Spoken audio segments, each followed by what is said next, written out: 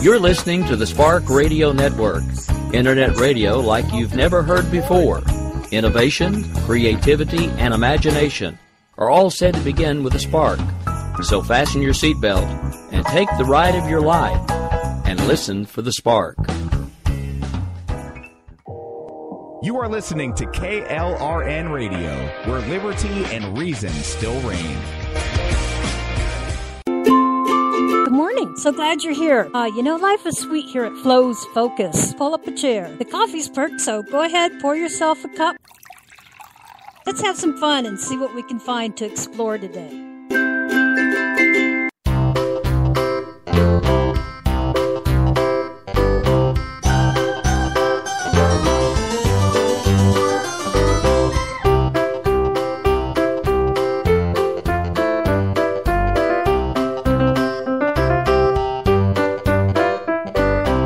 Remember, you can contact me at Twitter.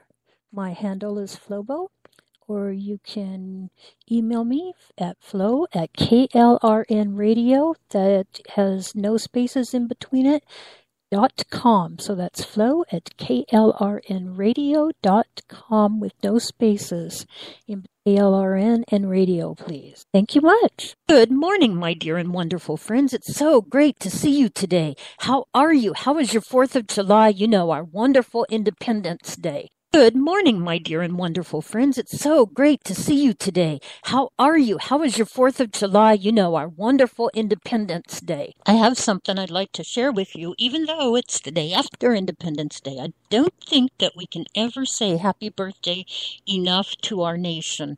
And I love what is here. This is what I'm going to read to you is called Independence Day, and it's provided by the Office of the Chief Legislative Liaison. And what is Independence Day? Independence Day celebrates the birth of the nation and honors the Army's commitment to defend our nation since 1775, also referred to as the 4th of July. It is observed annually to honor when Congress declared independence in 1776. The Continental Army and the militia in the service of the Congress became known collectively as the Army of the United States instead of the Army of the United Colonies. This year marks the 241st anniversary of America's independence. What has the Army done? It was considered essential that the American Revolutionary soldiers hear the Declaration of Independence document read. But the reading required sufficient copies be produced and distributed to the headquarters of the various Continental Army commands. Even with dispatch riders and fast-sailing ships, the nation and its armed forces had to wait to celebrate until Continental regiments in the faraway South could actually hear the momentous words. It wasn't until after the War of 1812 that observing Independence Day became commonplace. During World War I, American soldiers marched through Paris July 4, 1918, to exuberant crowds. A ceremony was held to mark the renaming of a street to Avenue du President Wilson. What is the Army doing? Many military installations hold public events in honor of Independence Day, which may include a concert, gun salute, and fireworks display. In 2017, roughly 183,600 soldiers will celebrate Independence Day by supporting combatant commanders in 140 different countries. Why is this so important to the Army? The 4th of July is an occasion to celebrate and commemorate the freedom, history, and legacy of the United States of America. It is an opportunity to reflect and thank our soldiers, civilians, and their families for their service, bravery, and patriotism. Thank God for America. What a great country we have. And though we're on the radio, I'd like it if you would join with me in the Pledge of Allegiance. I pledge allegiance to the flag of the United States of America and to the country for which it stands, one nation, under God, indivisible, with liberty and justice for all. Thank you. Okay. What a great day. I am so excited that you are joining me here today. I just hope your 4th was just the greatest that it possibly could be. And I'm glad that it's now July 5th. Yay!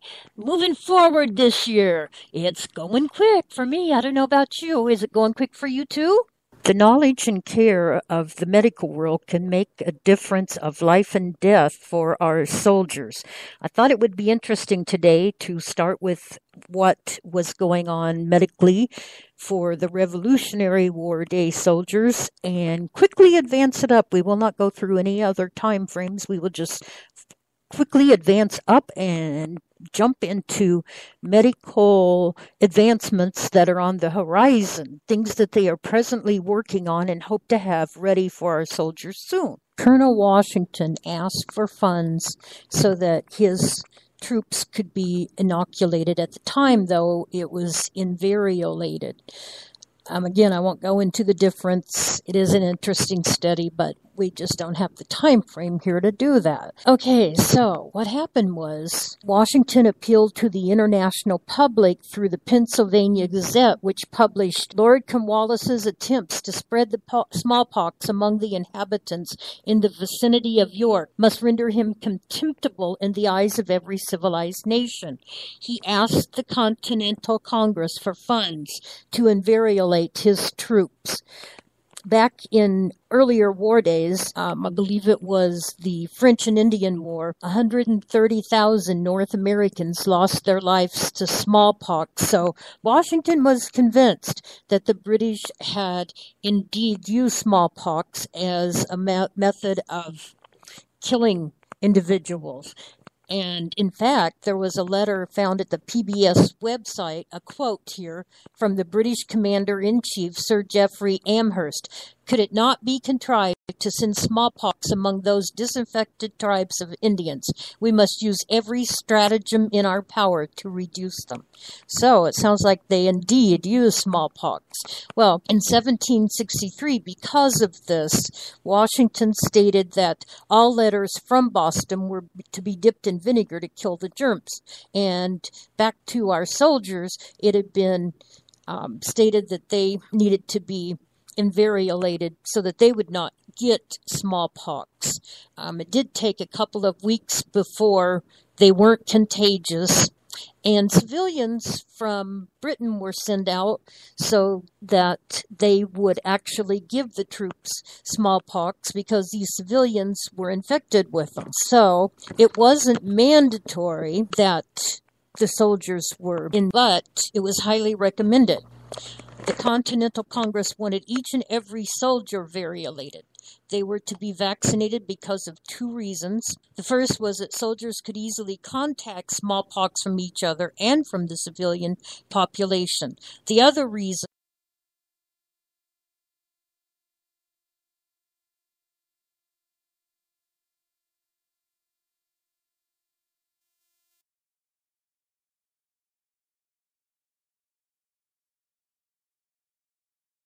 along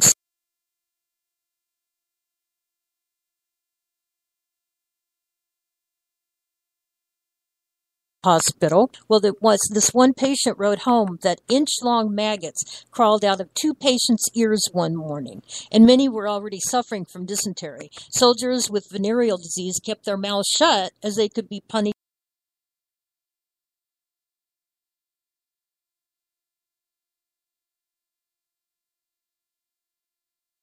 for heroic medicine, meaning you got too much medicine. You were poisoned as well.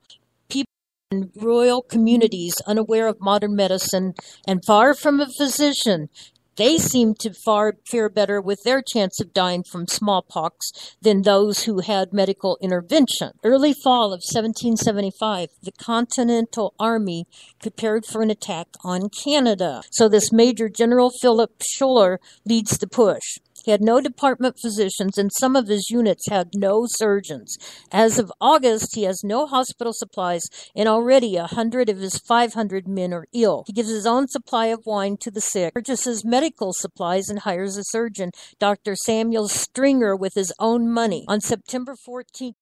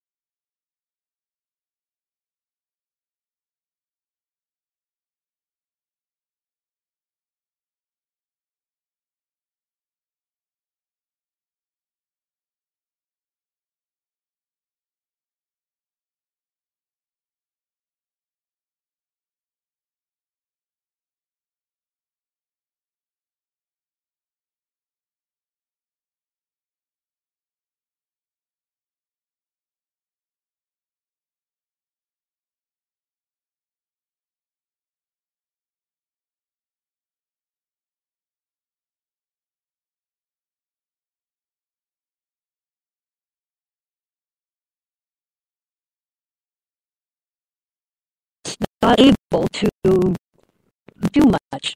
Still, they thought it was better than nothing. Being a doctor in the Revolutionary obviously meant a lot different thing than what we are used to in today's time. It was thought, according to some accounts, that there was not living in the colonies 400 doctors who had received medical degrees, but there were over 3,500 practitioners. Most people managed illness or injury on their own as much as was possible. One thing we can be sure of in all ages is that our freedoms have been hard bought. They did not come easy, and there are many that we owe a huge debt of gratitude to, starting with our Revolutionary War patriots and grandfathers. We need to take our checkbook out and pay some bills. When we come back, we'll talk about some of the hopeful advances in the medical field that are on their way to fruition.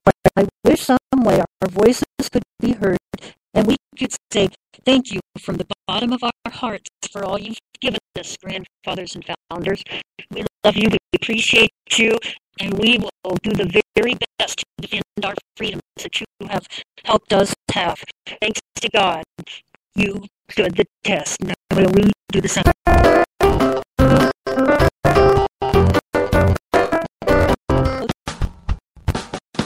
You're listening to the Spark Radio Network, internet radio like you've never heard before. Innovation, creativity, and imagination are all said to begin with a spark. So fasten your seatbelt and take the ride of your life and listen for the spark. You are listening to KLRN Radio, where liberty and reason still reign. Hey, this is John Preston, Marine Combat veteran and Pacific Records recording artist. I'm just reaching out to have you check out our new album, Battle Cry: Songs of America's Heroes, an album featuring phenomenal other combat veteran artists like Scott Brown, the Scooter Brown Band, Brian Weaver, Rowdy Johnson, just an incredible mix of people. This is all veterans telling our stories and our lives, and we're giving 100% of our proceeds to the Valkyrie Initiative to help veterans and first responders integrate back into society. I myself have battled with post-traumatic stress for many years. I've lost my own brother, a Marine Corps veteran, to suicide. I ask that you step with us and make this happen. We are in pre-order right now and release on March 17th. Go to iTunes, go to Amazon, buy. We plan on making the charts and making it at a very high level, and your support right now makes a difference. This is the release of my new song, Superman Falls, which is actually about the loss of my own brother, which happened last year. And I would love for everyone to check it out, to listen, and hopefully it'll make a difference in many lives. If you're 85 or younger, would you like peace of mind and comfort for your family? We're Final Expense Direct with an urgent message for you. The average funeral today costs over $8,000, but the most you'll get from government benefits is $255. How will your family pay the difference? We can help. Our senior plans start as low as just $1 a day and pay up to $30,000 for a funeral and other final expenses. Peace of mind is easy. There's no medical exam. You'll have lifetime coverage, and your plan can't be canceled as long as you pay your premiums. Call now for free information about our senior plans. Answer a few simple questions and receive approval right on the phone. Plus, call right now and we'll give you a discount prescription card for free. Call 800-553-8687. That's 800-553-8687. Again, 800-553-8687.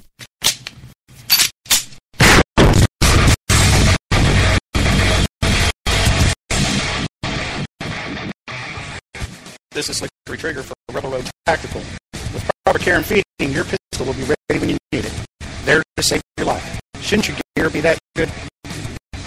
Whether you need a holster for comfortable everyday carry or a tough as nails holster for your next training course, Rebel Road Tactical has what you need. Check us out on the web at rebelroadtactical.com.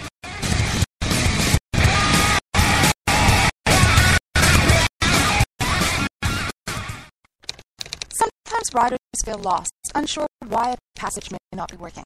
It takes another set of eyes to help us nurture our riding into full maturity. At Black Wolf Editorial Services, we strive to enable riders to develop and grow, offering manuscript critiques, and line edits through a mentoring editorial style. We also offer assistance on generating a writer's bio for your websites. Black Wolf Editorial Services, nurturing your writing into maturity. For a full list of services, visit blackwolfeditorial.com. Here's George Foreman with InventHelp. Hi, I'm George Foreman. Do you have an idea for a new product or invention? People ask me all the time, George, how do I get my idea in front of companies? How do I get a patent? What do I do next? Do you have the same questions? I'll tell you like I'll tell them all. Call my friends at InventHelp. Call InventHelp today for free information. InventHelp has been helping inventors for more than 30 years and has sales offices nationwide. InventHelp can submit your invention to companies who are interested in receiving new ideas. If you have an idea and want to try to patent it and submit it to companies, you should call InventHelp today for free information. Listen, I can't guarantee your company will be interested in your idea, but I believe every inventor deserves the opportunity to step into the ring and take their best shot. Put InventHelp in your corner. Get your free inventors information. Call 1-800-353-6490. That's 1-800-353-6490. Again, 1-800-353-6490. KLRN Radio has advertising rates available. We have rates to fit almost any budget. Contact us at advertising@klrnradio.com.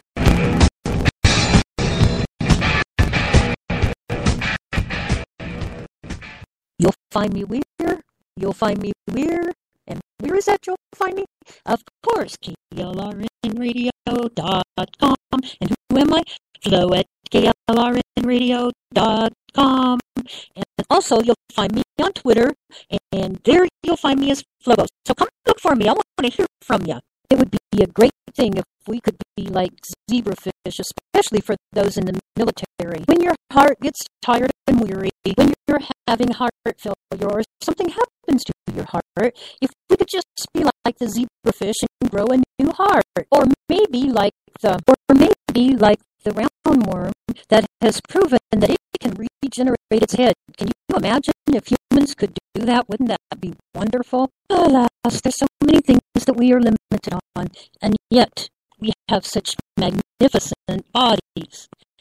Now, there's some news to share with you. My goodness, who would have ever dreamed that these types of things would actually happen? Types of things as in being able to regrow some organs such as the liver, the heart. Come on, this has got to be science fiction, right?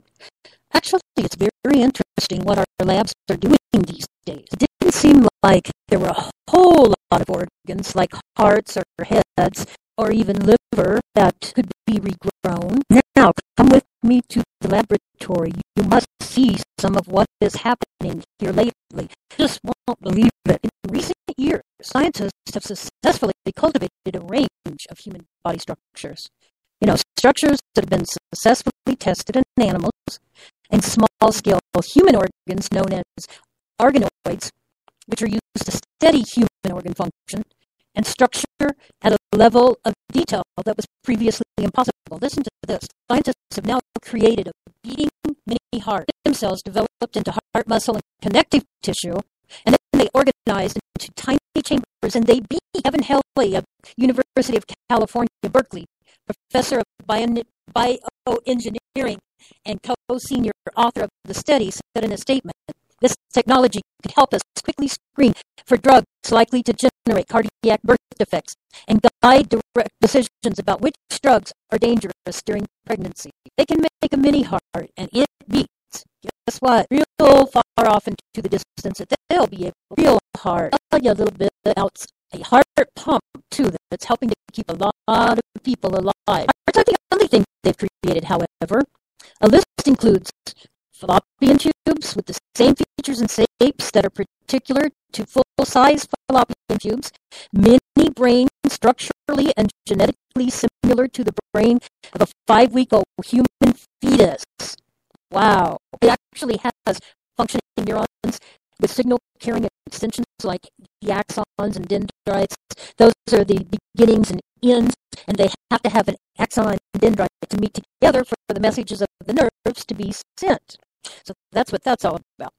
And a team of Australian scientists, hey, hold on to your seats, grew a mini kidney. They used differentiating stem cells to form an organ with 3 distinct type of kidney cells for the first time. Lungs are also coming along. Good steady model's been made. It took researchers from several institutions working together to grow lung organoids that would develop the main parts of the lung, like bronchi, airway structures, and lung sac. How about that? And moving on, mini stomachs, anyone? Mini stomachs took about a month to cultivate in a petri dish, formed oval-shaped hollow structures resembling one of the stomach's 2 sections. And the scientists think that this is going to be especially helpful to study the effects of a certain bacterium that causes gastric disease.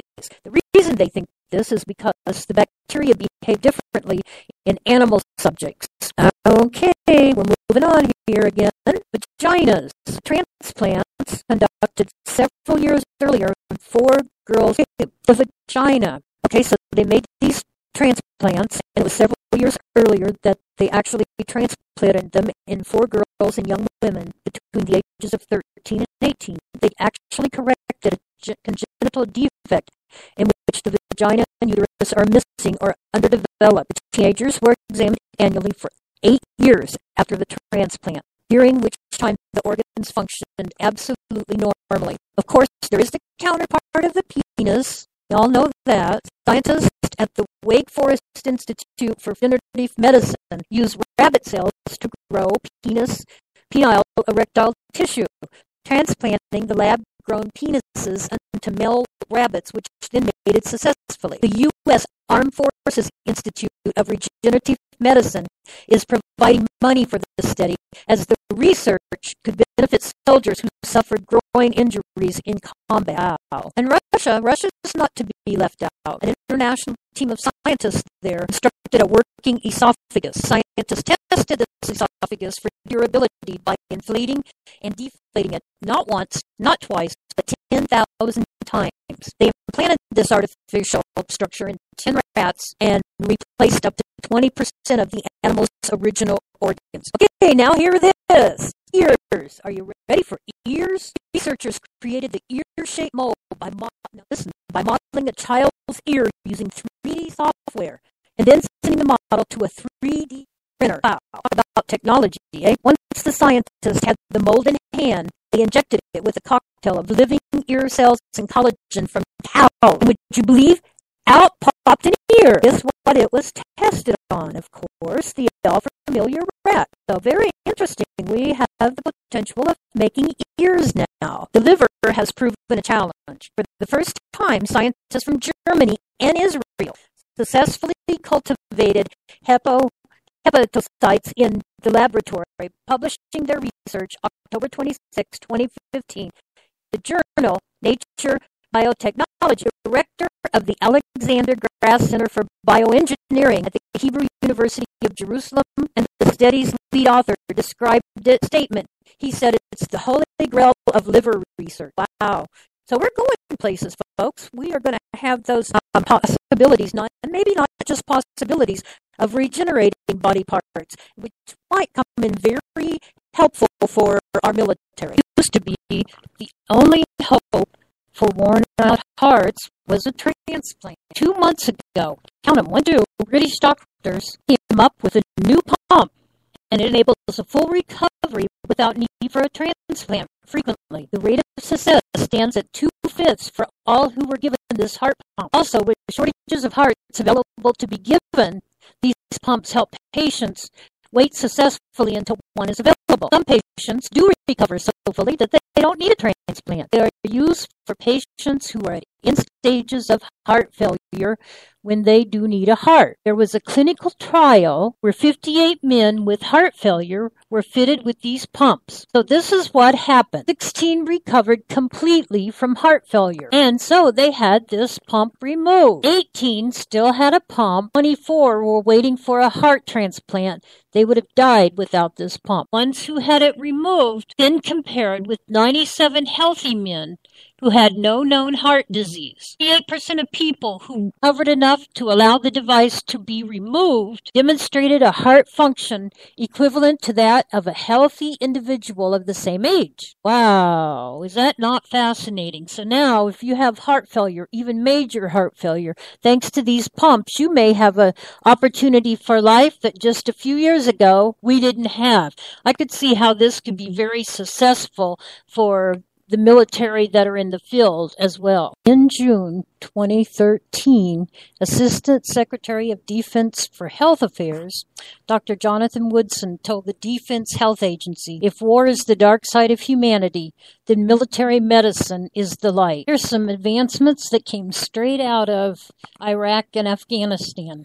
First, tourniquets. Well, they've been used since the Civil War, and we know they play an extremely important part in constricting the flow of traumatic. According to an Army Medical Command fact sheet, nearly 50% of combat deaths since World War II can be attributed to blood loss. In 2002, the war in Afghanistan prompted the invention of the one-handed tourniquet. What's different about this is that it allows soldiers to apply pressure to bleeds without assistance, but it was only effective on wounds on arms and legs. 3 years later, the combat application tourniquet became the primary tourniquet issued to all Army soldiers.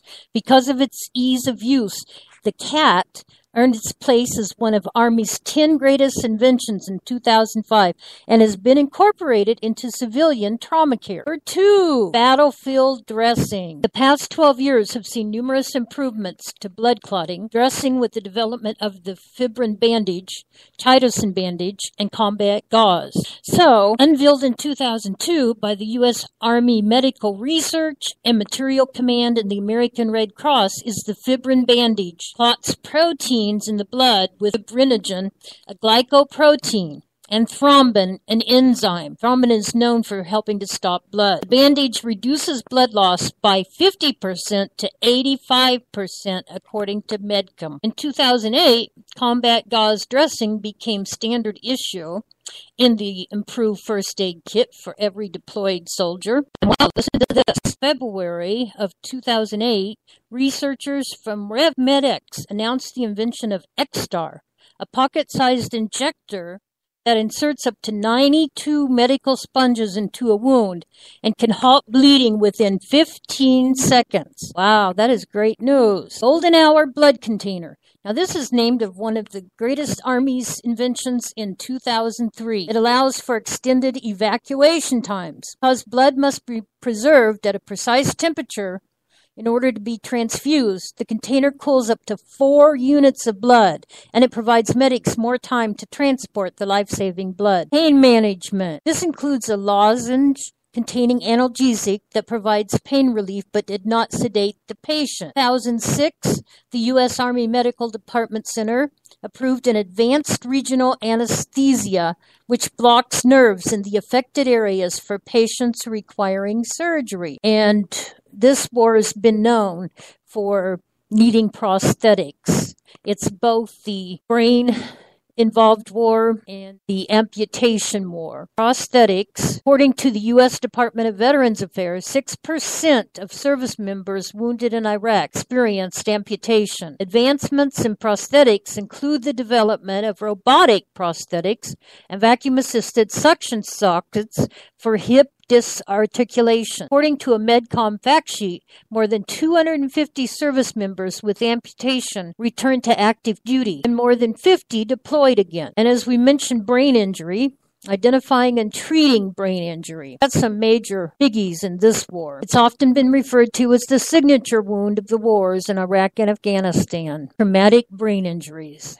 In 2001, the U.S. Army Medical Research and Material Command began studying biomarkers for traumatic brain injury, analyzing hundreds of traumatic brain injury patients and finding studies to diagnose and treat brain injuries. Department of Defense-sponsored study, which began in 2012, involved the use of hyperbaric oxygen therapy, which exposes patients to pure oxygen, increasing the amount of oxygen red blood cells and body tissues absorbed, which in theory can change the way the body heals. And how about some regenerative Jackson. To meet the demands of treating severely wounded service members, Department of Defense officials established the Armed Forces Institute of Regenerative Medicine in 2008, devoted to service members with debilitating, disabling, and disfiguring extremity injuries and burns. This institute focuses its research in 5 areas. It includes burn repair, compartment syndrome repair, craniofacial reconstruction, limb and digit, which is finger salvage or toe salvage, and scarless wound healing, vaccine development. Since the 1960s, the U.S. military has played a role in the development of 8 licensed vaccines, including rubella, hepatitis B, and hepatitis A. In 2011, the military adopted the adenovirus vaccine types 4 and 7 to prevent acute respiratory disease caused by adenovirus. Because the virus can thrive in baric-type environments, the illness often results in lost training time. The vaccine gained approval in 2011 by the FDA after testing and evaluation of the new vaccine was completed